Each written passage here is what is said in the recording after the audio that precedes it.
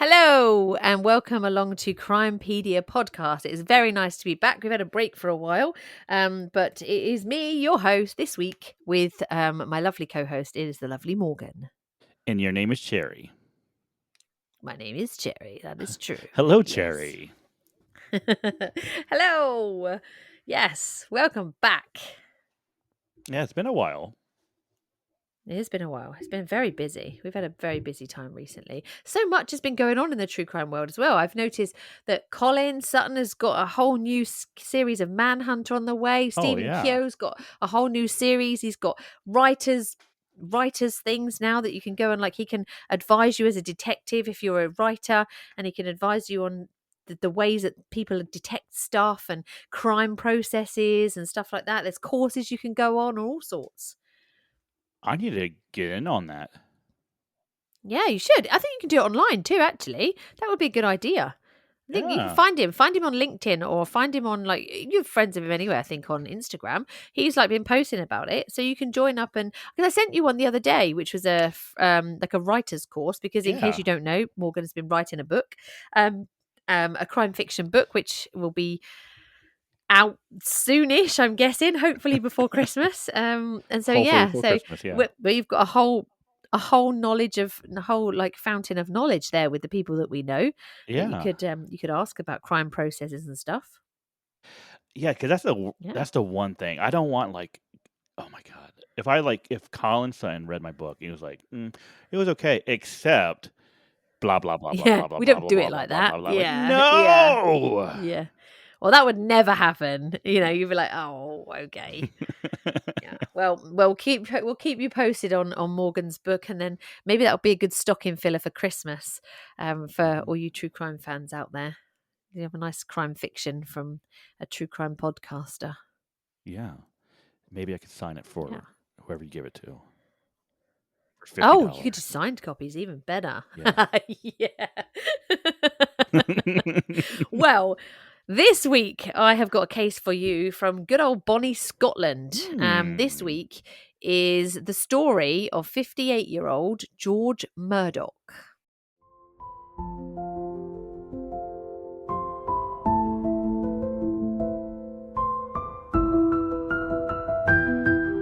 In 1983, in Aberdeen in Scotland, a man going about his usual workday was senselessly and brutally murdered.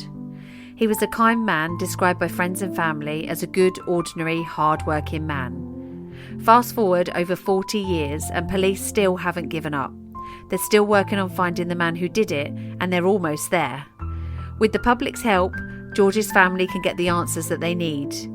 This is Crimepedia, and this is George Murdoch's story.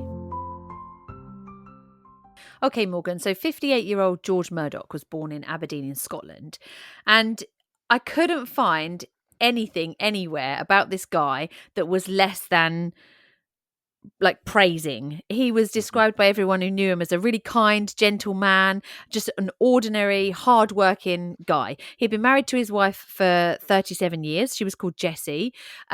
They didn't have any children themselves, but they did have nieces and nephews, and they used to sort of shower their love on nieces and nephews.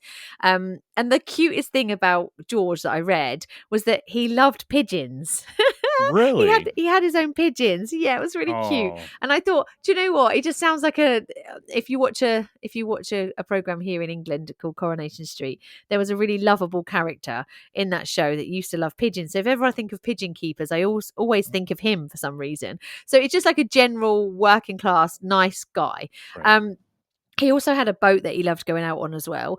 And in late 1970s, he was made redundant from his job, which is in a factory. And now I believe, if I've got this right, up in Aberdeen in Scotland in the 70s, there was like an influx of people from different countries. The factories got overrun. There wasn't as much work in the factories because there was loads of different things happening. And he got made redundant.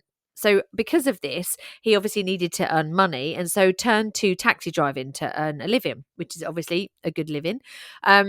It wasn't his dream job. It wasn't something he desperately wanted to do. And him and Jessie, he wasn't keen on leaving Jessie at home in the evenings, because a lot of taxi driving is going to be evenings and weekends. It's like unsociable hours, isn't it? That's when you're going to get your most money. He didn't like leaving her, and she was worried about him going out on late nights and evenings to work. And on the 29th of September in 1983, now this was a Thursday night, yes, it was late night shopping in Aberdeen, and George was working an evening shift. So he drove at the time a light, if you know your cars, a light blue Ford Cortina. My dad used to have a Ford Cortina, and they are really, at the time, like really nice cars. I used to love my dad's Cortina. And this was like a light blue one, very, Uh-huh. very light blue. Now, around 8:30 in the evening, his car was seen parked in Queen's Road. Now, this is near the New Marcliffe Hotel in Aberdeen, if you Google it. It was a busy night that night. A lot of people have sort of come forward since to say it was very busy. And at the time, he was flagged down by a man who was described to be in his 20s. Now, usually, if you book a taxi, your details are taken, contact details are taken. But if you just flag one down, obviously there's no pre-booking, so there's no name, there's no contact details. It's literally just, excuse me, like you hail a cab in like London or something, Yeah. and there's no details taken. So we don't know who this guy is that got into his taxi. Okay. So as expected, usually when George got a fare like that, when they flag someone down, he would radio through to the control room to say that now he was out of action, basically, until he had done the job that he had just been flagged down to do. He radioed through and said that he just picked up a customer and he was heading to a place called Cooter. Now, if you're looking this up on a map, Cooter is actually spelled Coulter, Culter. Now, I don't know if this is a pronunciation thing because of the Scottish accent, but it's actually said as Cooter as far as I could work. So if I've got this wrong and you are Scottish and you're going to tell me off, I'm really sorry in advance. Then Cooter itself is actually Peter Cooter. So that's its proper name, is Peter Cooter, but they call it Cooter for short. Okay. And it's about 8 miles out from the city centre. So it's not a huge and not a very long way. 8 miles is nothing, is it, in a car? So after driving 2 miles, which is in kilometres, if you do this by kilometres, it's about 3 kilometres. After driving about 3 kilometres in his taxi towards Cooter, he turned onto Pitfuddles, which is Station Road, just on the outskirts of the city. Now, it's not known why he stopped there particularly, but something happened in the cab and the two men began fighting. So they're fighting. I don't know how this has happened logistically. I don't know if he was sat in the front or whether he was sat in the back. Usually it is customary to get in the back of a taxi. You don't usually get in the front of a taxi unless there's too many of you and someone has to sit up front. Usually if you're on your own or in just a two or something, you'd get in the back. So they began fighting and George was really struggling to control this guy, and they spilled out of the taxi onto the road in this area. Now there was 2 young boys passing on their push bikes, like bicycles. They saw the fight and were quite scared, and then reported seeing George being strangled by this passenger. So George was desperately calling out for help, and the 2 boys went a mile down the road to the Colts Hotel, where they used a phone box to call the police station. So they've used it to call the local police station, where they reported what was happening. Now, police obviously rushed right to the scene, but unfortunately didn't arrive in time and found the lifeless body of George Murdoch just outside of his taxi. Now, the strange thing about this, other than the fact that was this guy just doing this to, not pay for his taxi, but the attacker had used cheese wire to wrap around George's throat. Ooh. And this murder weapon was actually found at the scene. Now, if you don't, I don't know if it's customary over there to use cheese wire, but cheese wire is used to cut particularly hard cheese. So it's a piece of wire that's usually bound around 2 wooden like wooden pegs, I would say. They're kind of like little wooden handles, and Yeah. they're sort of bound on them either end. And then what you do is you would hold it one end, and then you would slice down through the hard cheese because it's much easier than doing it with a knife. And you used to find it in like supermarkets. If you went to like the deli part of the supermarket, they would use a cheese wire to cut the cheese up. So why this It guy had a cheese wire in his pocket is very odd. it looks like a garrote, right? I mean, what Yeah, you yeah, yeah. so that's very strange. I mean, that's something that I don't think a normal person would just be carrying around, unless for some reason you're a cheese sommelier or whatever the hell it would be, and you just happen to have Mm. it. That's not something you would just have in your pocket. Yeah. Randomly. Well, I mean, I went online, did a bit of investigation, see if I could find any old cheese, like cheese shops or Uh huh. anything like that, any places or butchers or something like that that sold cheese. And I couldn't find any listed from back in the day because I thought, okay, it's possible that if he was worked in a cheese shop, could he have put it in his pocket by accident and Hmm. just taken it home, or do they have their own? You know, at some places you have your own tools. Chefs have their own knives and stuff like that. Could it be that that was his own one, or strange? It's a really odd Very thing to be carrying around on your person, and that would suggest to me straight away that that was a premeditation. right. Yeah. Obviously. I I mean, would I would think that if you've got something like that in your pocket, chances are you're not going to be using it to like floss your teeth. It's going to be for e- something bad. exactly. You're either gonna be cutting cheese with it, or you're gonna kill somebody. Those are your two Yeah, options. you're going to be cutting something you shouldn't with it for Right. sure. So this guy was described to be in his late 20s to early 30s. He was described to have dark hair which sat over his ears. He was wearing dark clothing which police say would have been heavily bloodstained after the attack. He was a thin guy, about 5'7" it's reported, and was clean shaven. So Hmm. George's wallet and his taxi fares for that evening so far had been stolen by this person. Police believe that there had been about 20 between 21 and 35 pounds. That's all he took. That's all that George had. Between Mm. 21 and 35, given the fares that he'd had that evening. So police could not say for certain that robbery was a motive for the murder. Hmm. But I mean, if you were to get in a taxi and not pay, and you get half, because he wasn't even all the way there to where he was going. So if he had sort of got halfway there, and how does that happen that he's like refusing to pay?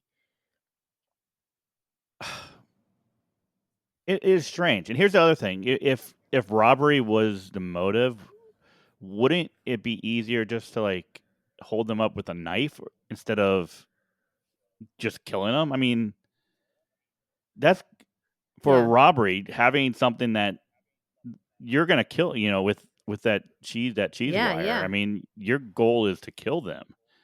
And I thought about this yeah. too. This just a random thought. Thinking about this, you said it was what kind of car was it? It was Ford Cortina. Ford Cortina. Now, typically, Yeah, your passengers would be sitting in the back seat, right?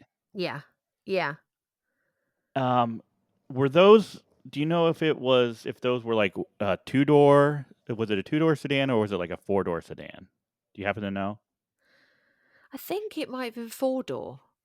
Yeah, I think Be- it was. I think it was four door. I can check that, It but I think it was a because four door. it's strange to me that they were able to get out of the car and he was able to continue to. Well, I use the word continue to Yeah, strangle him with the cheese wire. My my assumption would be if he was going to try to rob or kill him, if he's it was sitting a right four door. behind. I've Okay, got a picture of it. Yeah, it was a four. It was a four okay, door. so it's four door. So Yeah, my this is how I would picture it, if because they were already in sort of they were fighting in the car before they got out of the car, and if he's behind him, like in the back seat, I would yeah. imagine that if his goal was to kill him, he would have that cheese wire out and Ready. ready to go, and then while he's in the car, that's when he starts to strangle him. But getting out of the Yeah, car, that would mean that he would have had to stop They get out of the car. I've just sent you a picture of the car so you can understand what Ford Cortina looks like. And I'll put this on Okay. the socials when we put our stuff up. So Okay. you can see from that it's a very square, very old car. The headrests aren't particularly high in the car, and Uh-uh. there's no sort of separation between, there's no kind of like screen or anything between the front and the back. It's just like an ordinary looking car. Um and I thought the same. I mean, I don't know whether he's leaned through the middle of the car, because in the old days, the older cars, there was a much bigger gap between the front two seats. Because I Yeah. remember when my dad had this car, like I could fit through the center of the two front seats quite easily. And Yeah. so I wonder whether the fighting started through the middle and then they've spilled out of the driver's side door. Maybe that's how they've fallen out, because the kids say that they remember seeing them spilling out of the car onto the road, and Right. then they saw the man what they said was strangling him. Which But obviously obviously was he was we using know the now cheese that wire, he was yeah. using the cheese wire, yeah, to do that. Very strange. Okay.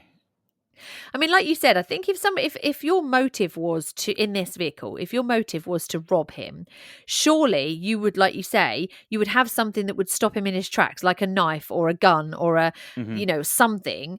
Um, you don't look very menacing with a bit of cheese wire.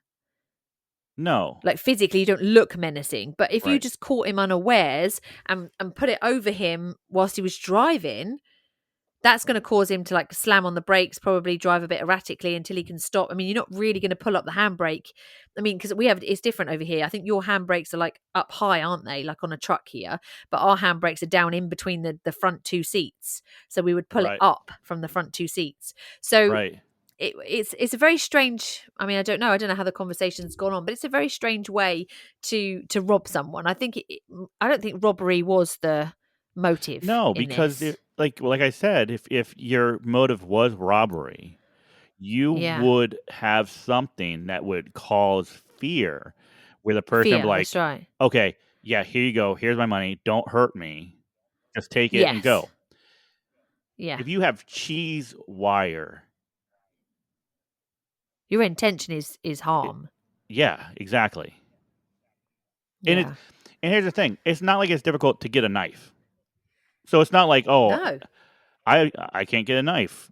No, Every kitchen has one, that's right. yeah. Not every kitchen is gonna have a cheese wire. I don't know.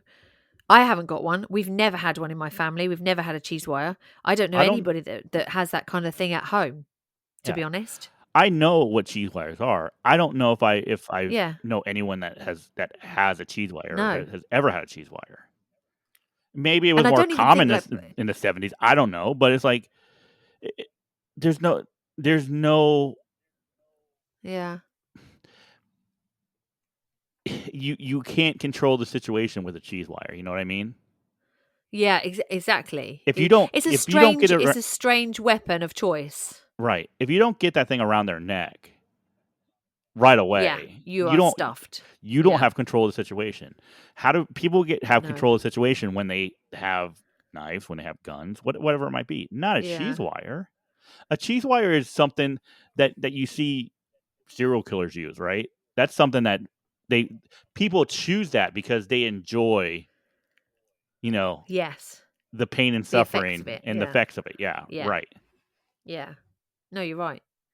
Well, I mean, obviously, George's murder made headline news, nationally made headline news. Mhm. And the media, as they do, dubbed the murderer the cheese wire killer. I don't know why they always do that. Why don't they give them really pathetic names to Right. stop this from happening? Um, The police launched a manhunt to find George's murderer, and it's reported that they had visited over 10,000 homes and took over 8,000 statements. Wow. Um, in the days after George's death, roadblocks were set up to cover a 5-mile stretch. Now, there was a focus particularly on the South D side. There was an area, South D side Road, because someone matching the description of this man that they believed killed George was actually seen by a milkman. There was a milkman there making a delivery to Rudolph Steiner House, and this was running from South Deeside Road into some fields. Now, Right. this milkman, obviously, because back then used to deliver, I don't know if it's the same in America, but back then, even when I was growing up, you would get your milk from your local milkman. So they would come and deliver bottles to your front door, and you could sometimes get like orange juice with it as well. But generally, it would be milk or butter that you could get from your local milkman. Mhm. Occasionally you would get things like milkshake, and you would get things like orange juice. And so they would always early hours of the morning. It would always be like between something like 3 a.m. and 5 a.m. they would do these deliveries. So this guy is obviously out on the road very early in his milk float, and he sees this guy coming out of the woods but then quickly disappearing back into the same set of trees. So the police searched the wasteland near where George was found. They used dogs. Even back then, they used dogs to trace where this guy may have gone. And then appeals were made for anyone in the Queens Road area of the city between 8:15 and 8:45 that night to come forward, which is where George was parked up and took this fare on. Yeah. Now, there were some people that came forward because a sighting of a man with blood on his hands was made quite shortly after the murder. So the local Mr. Chips takeaway on Great Western Road, the one of the people that was working there, the servers, reported to police that this guy came in and he was covered in blood. His hands were covered in blood, and he had 3 or 4 scratch marks on his cheek and on his nose. He had bruising to the lower lid of his eye. He Mhm. was said to have cuts on his thumb and first 3 fingers of his hand, which were all bleeding. Now, exactly, you've done exactly. If we could You only saw it, see, yeah. he's done I did exactly the same thing. So like I was got my hands as if I had like a cheeseware in my hand, and then was thinking, well, that makes good sense because you would You'd probably cut. have cut fingers Yeah. because of the Because way you're holding it and fighting. because Your thumb and your fingers. even if you're holding the wood, the wire is still gonna be making contact with parts of Yeah, your hand and your skin. So depending on how you're yeah, holding it, like if you have it, like if you put, okay, just imagine if you have it in your hand like a fist. You have 2 fists, you have 2 pieces of wood. yeah, The wire's gonna come out between your 2 middle fingers, right? yes, yeah. And so would expect It's to gonna, see, yeah. if you're pulling it that tight, you expect to see like some sort of cuts in between your fingers. Yeah. And especially as he's fighting back, I mean, he's going to be trying to get his hands up there. He's going to be fighting. It's not going to be, that you're going to do it. It's not going to be clear. I mean, we have the same thing with knife fights. Mhm. Usually, the person who has stabbed somebody usually has cuts on their own hand because as the blood is there, it's slippery, Yes. and then that's when the person gets cut too. So this is very strange. Obviously, this guy goes into a local fish and chip restaurant and he asks for plasters. I think he bought chips. I think that's what I read. He bought some chips and he asked if they had any plasters. Now, for me, this is strange. If you've just committed a murder and you're covered in blood, right? Mhm. Why would you go into somewhere that is fish and chip shops generally are very bright places. Every fish and chip shop I've worked in as a kid and every fish and chip shop I've been to is always very bright. Everything's all bright because of all the lights that keep the food warm and the fryers. Everything's always bright. Why would you go into somewhere like that covered in blood? You're easily recognizable, very easily remembered because people are going to see you Mhm. and go, that's weird. That's really odd.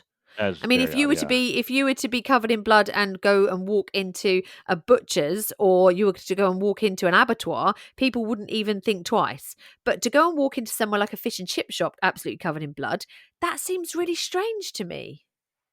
How far was this fish and chip shop from where the murder took place? I think it's just back in town. It's on Great Western Road, so I think it's just back in Aberdeen, back in the town. So he would have had to walk back into town.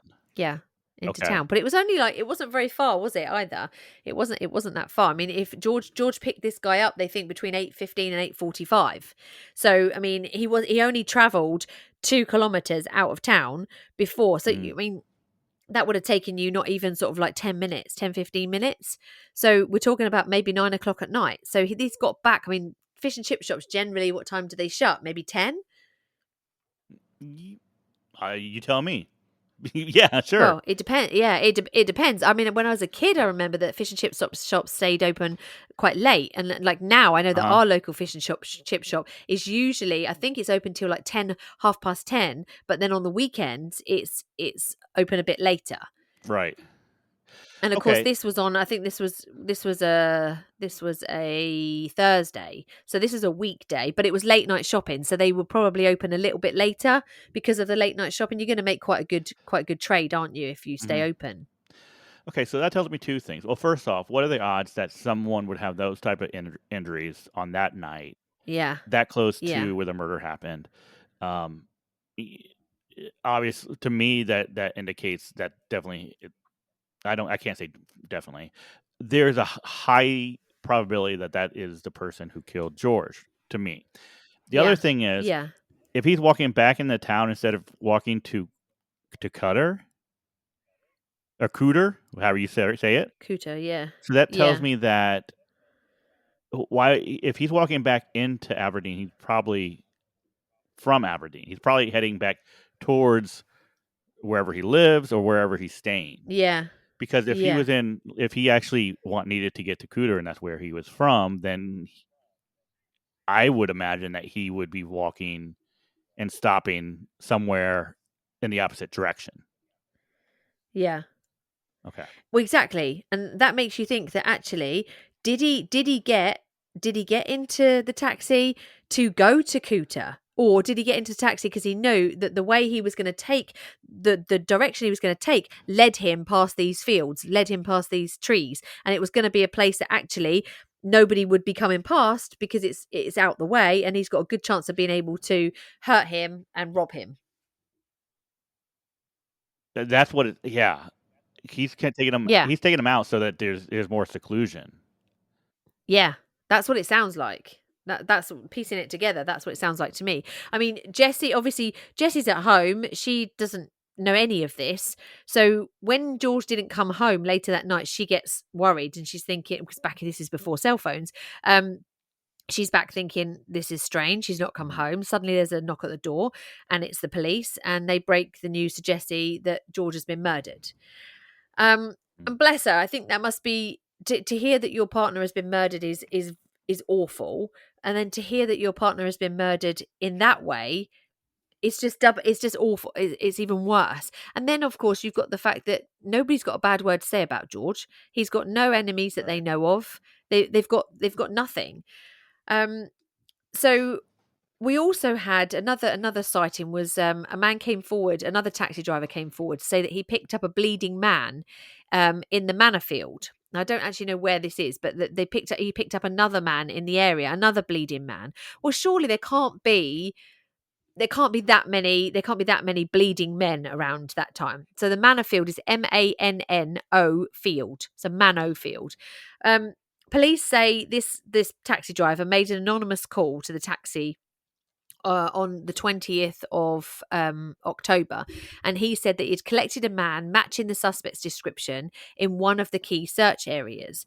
Mhm. And he didn't want to go to the police himself because he had recently got a parking ticket and was worried for, I don't know, worried they were going to give him more. I don't know. So apparently he was quite worried.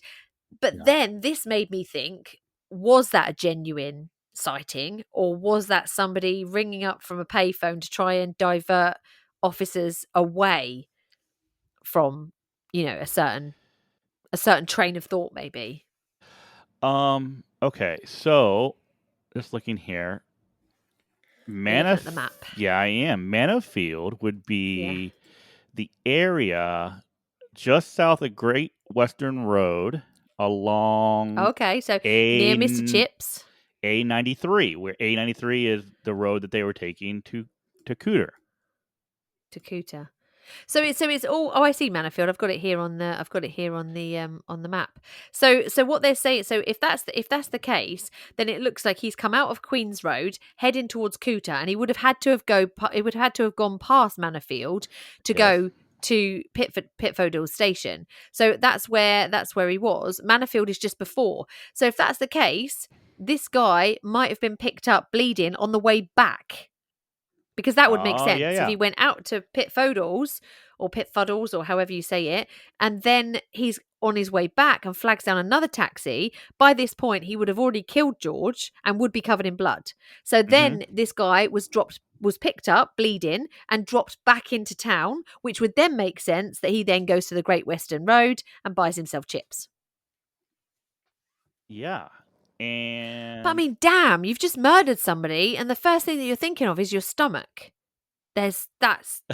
yeah, I You know, I'm wonder. covered in blood. I'm cut and hurt. I've just killed someone, but damn, I really fancy some chips. That's just, what does that say about that person's mind, mind frame? There's something wrong. There's 100% Yeah. something wrong. Yeah. And this is a Oh, young person.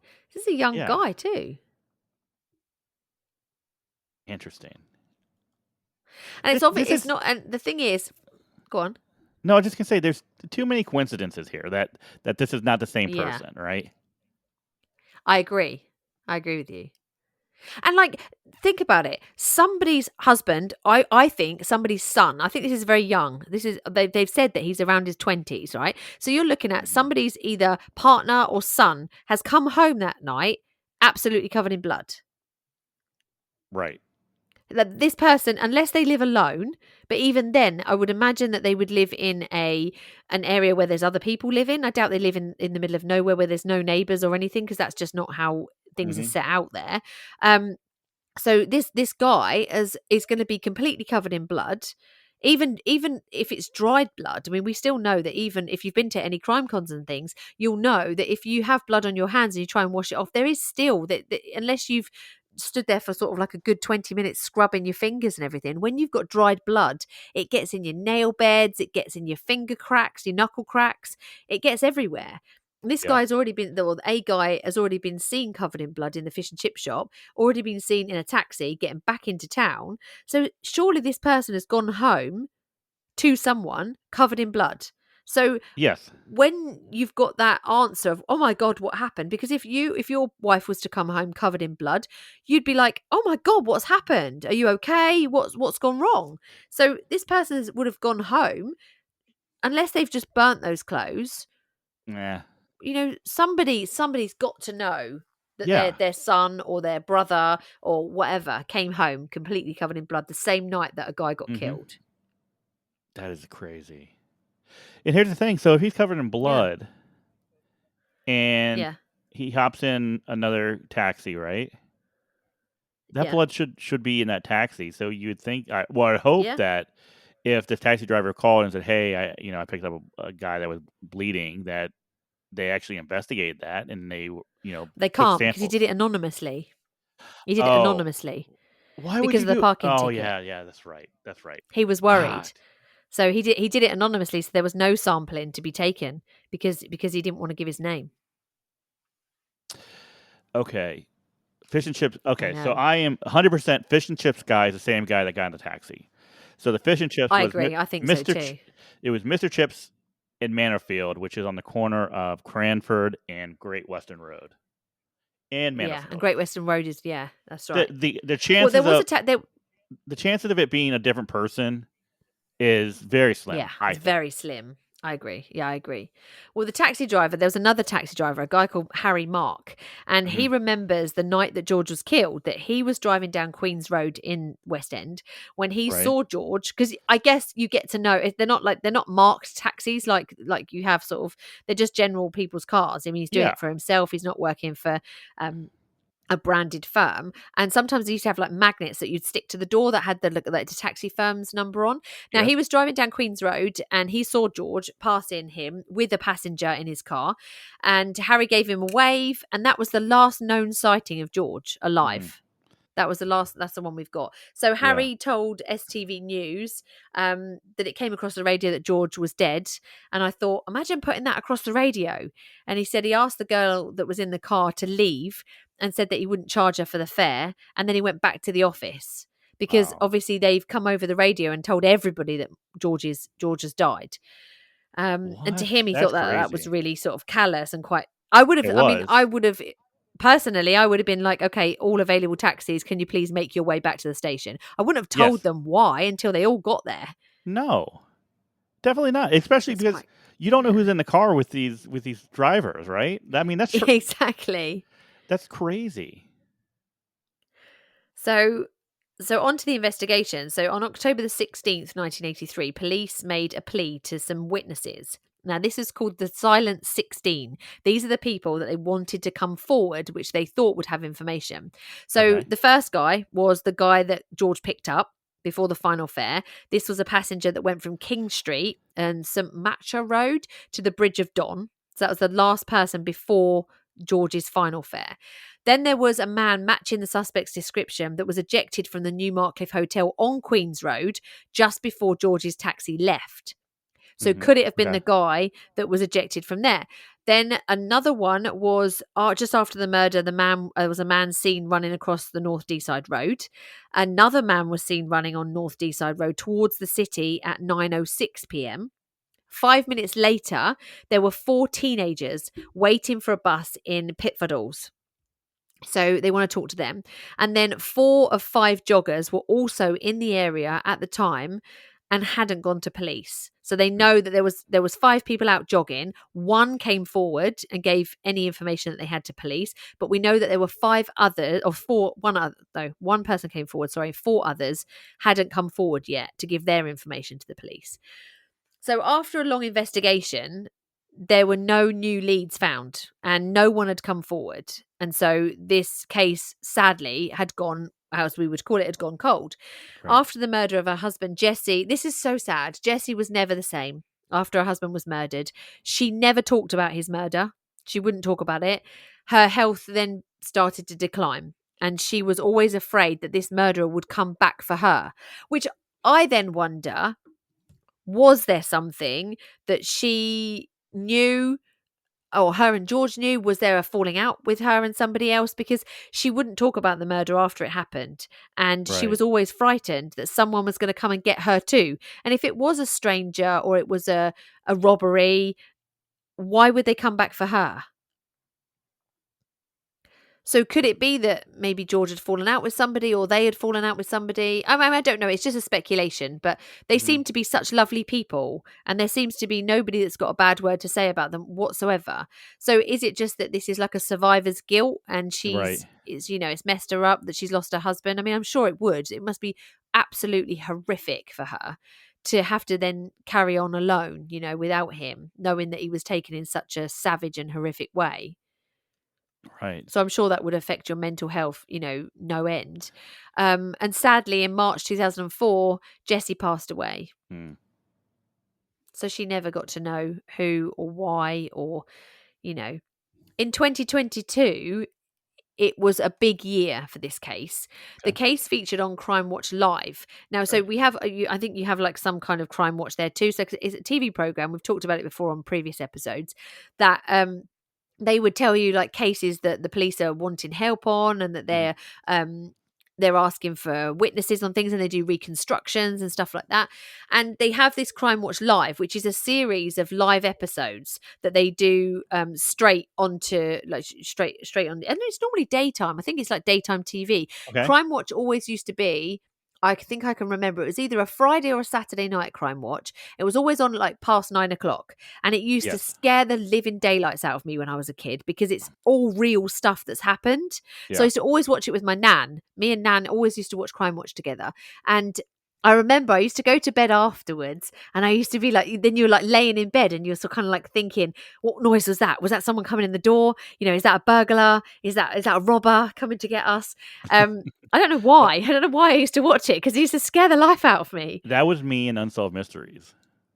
Oh, was it? I was the same way. Yeah. There were 2 times. I Yeah. remember one time. I don't remember what the case was, but I remember at the top of the stairs going up to the second floor, there was a window in my parents' house, and there was one time I was watching it, and I was sure if I were to look out that window, there would be someone like watching me, right? Waiting. So I Yeah. would crawl underneath that window, going like I didn't want to look out the window. I didn't want to see anyone out there, Yeah. even though it was on the second floor. So I Yeah. remember that, and then I remember another case where it was a serial arsonist, and I was convinced that he was going to come and burn my house down because I had watched that episode.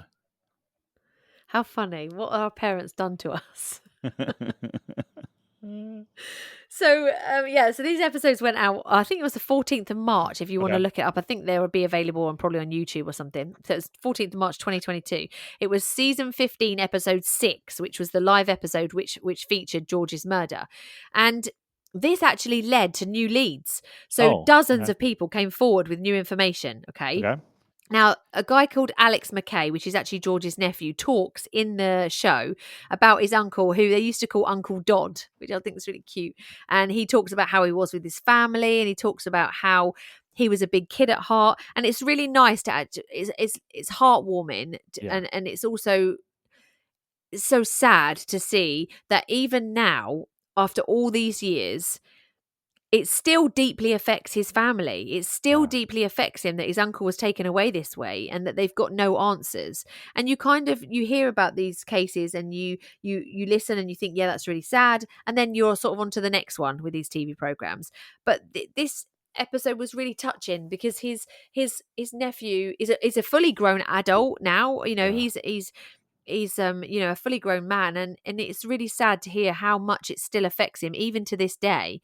Now, in 22, George's family and a local newspaper came together, and they offered a £20,000 reward for information leading to the capture of the killer. So obviously that is a good motive for people to Mhm. come forward.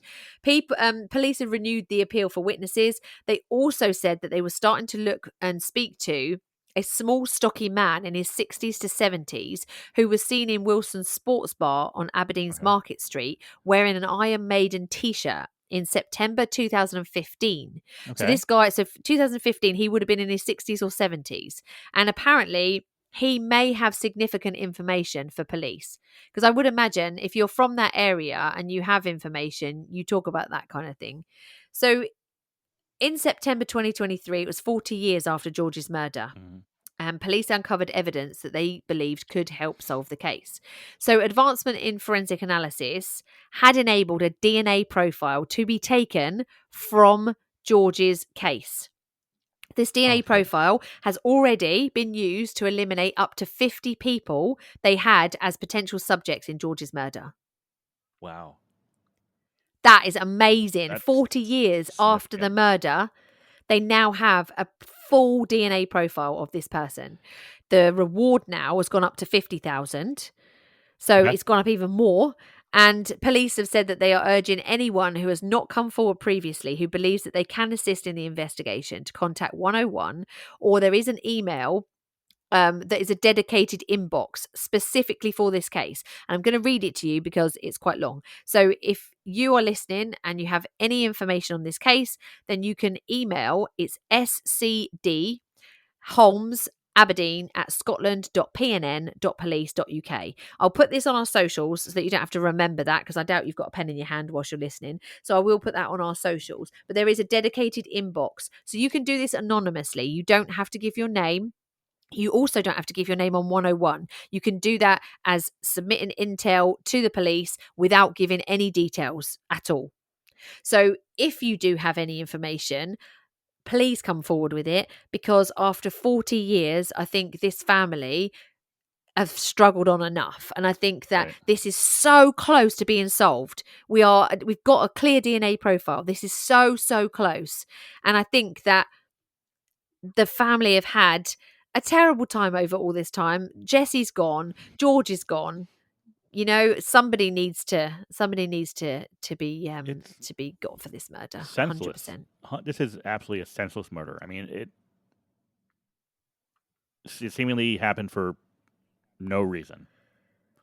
That's right. And somebody somewhere had someone come home covered in blood that night. And they Oh, yeah. know in their heart, they know that something's not right about that. Mhm. And that is George's story. Man. This seems like this would I be a know. case that would have been easily solvable, like, early on.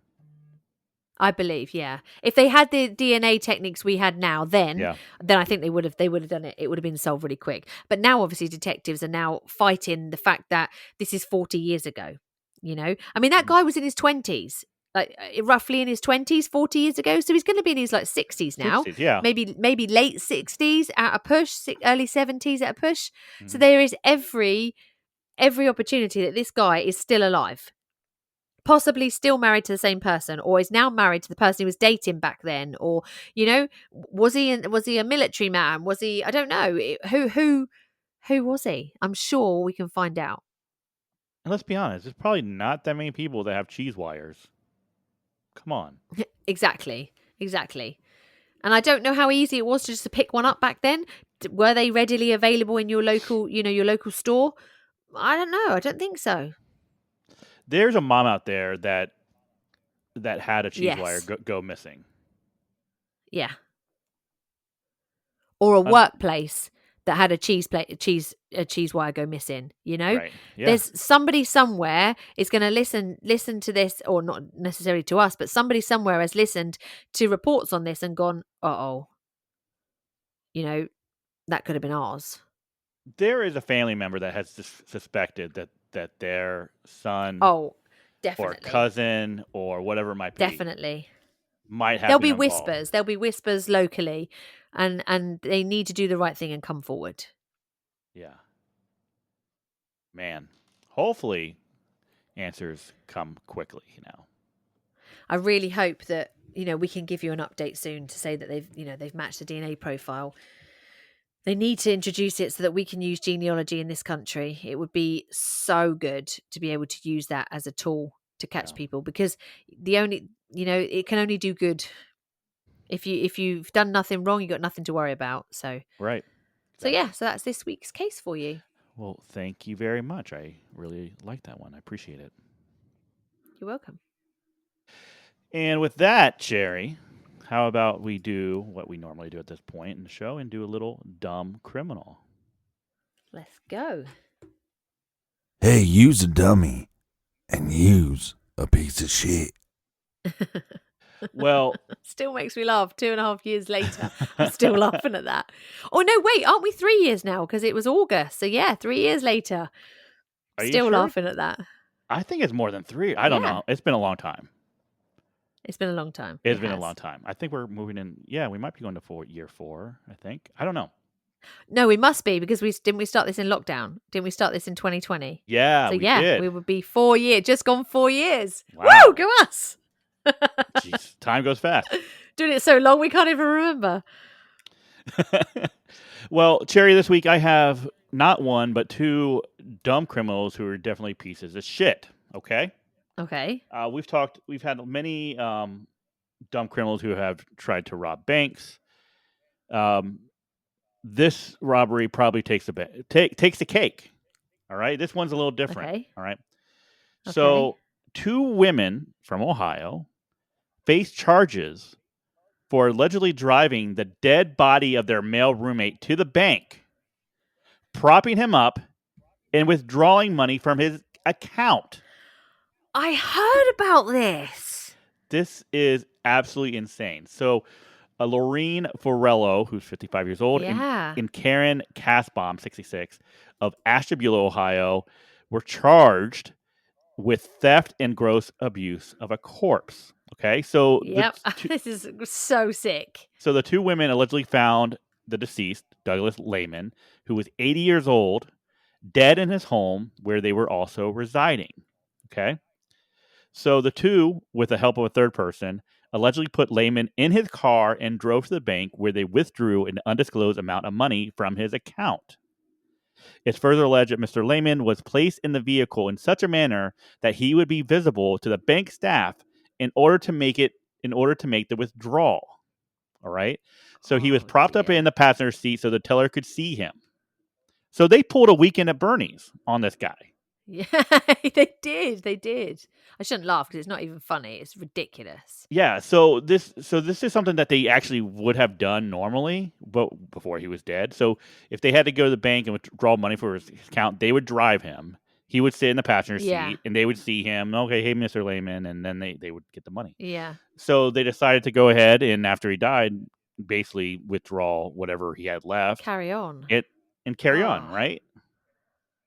So after they left the bank, they at least were nice enough to drop his dead body off at the Ashtabula County Medical Center emergency room.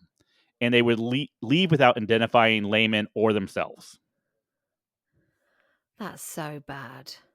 So, well, where's your morals, people? Like, look, what's wrong with you stealing from a dead man? That's just horrific.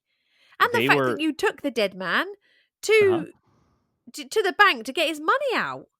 Yeah. And That's then so bad. You just so bad. Yeah, and you just drop him off at the medical center like that's normal, and you don't give him any information. You're like, well, here's a body.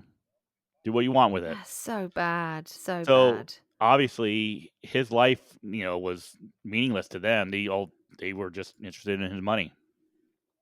How long did they get for that? Do we know? I don't know. I don't know, but I'm Like assuming. how long would you get for something like that? I mean, because that's like what's it? It's like, is it gross indecency? It's something you can get done for like not properly recording the death. You can get done for then something to do with like a deceased body. You can get there's loads of charges that would fall under that. So I wonder how long they actually got. Let me see. I'm looking it up in the state of Ohio. Yeah, what would it? Because you have like different rules for different states, don't you? Be Yes. interesting to know. Like, I would imagine they've got done for quite a few. There's quite a few felonies in there, right? Definitely. Oh no, absolutely. Yeah. Let me see. Let's go back to this real quick. So it was abuse of a corpse. Was it gross Yeah. negligence? Yeah. Then Then they must have like properly not properly recording a death, because I know that's another one. Yeah, that had to be something. Yeah. Like when you don't properly report in somebody dead, you just drop them off already dead. Then you've got the stealing aspect of it, that you've actually stolen from a person. So there's theft in there as well. Right. I mean, jeez. I don't know. They must have been in there for ages. They must have got a fair few whoever few violates years for that. division action guilty of gross abuse of corpse, it is a felony in the state of Ohio. Yeah. Must be. I don't know if it has. Let me see. Blah blah blah blah blah.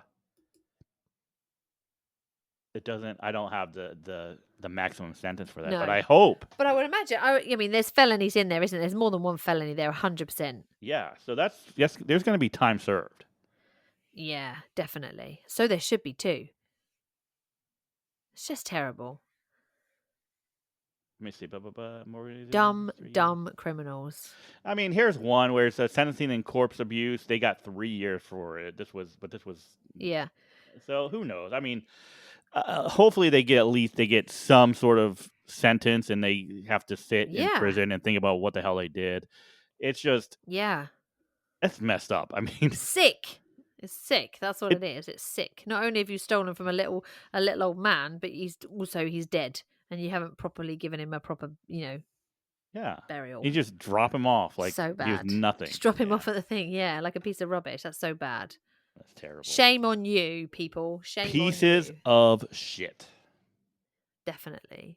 Well, thank you very much for joining us this week. We hope you have maybe not enjoyed, but maybe been interested in what we've been talking about today. I hate to say hopefully you've been entertained, because it's not an entertaining subject, but I hope that this has been interesting to you. And if you do have any information, we will put the details up on our socials for you to be able to give any information over that you've got, and hopefully help George and Jesse's family get some kind of answers as to what happened that night.